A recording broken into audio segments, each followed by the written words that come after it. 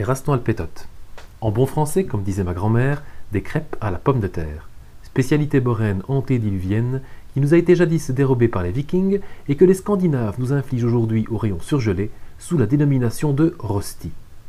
Les rastons alpétotes, ça sonne étrange et incommode. Raston, ça fait rat, pétote, ça fait péter.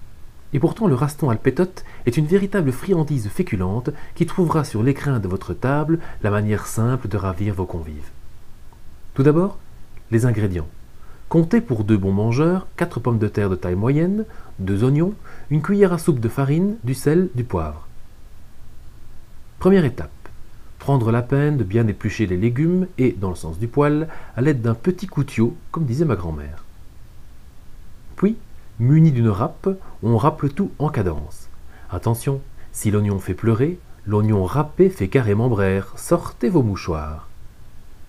Rassemblez la râpure d'oignons et de pommes de terre dans un bol propre et faites dégringoler dans votre mélange une cuillère de farine. On peut en ajouter encore un peu si l'on juge la préparation trop liquide. Après avoir salé et poivré, on mélange courageusement et à la main. Certains vieux disent qu'appliquer cette préparation sur un durillon le guérit. Je ne sais pas si on doit prêter attention à ces sottises. Faites fondre une petite pyramide de beurre dans la poêle. Personnellement, j'y ajoute toujours un filet d'huile d'olive. Ça évite au beurre de roussir trop vite et puis il paraît que c'est bon pour les artères. Formez de petites boules de votre mélange en veillant à bien presser au creux de votre poing afin d'ôter un maximum de liquide.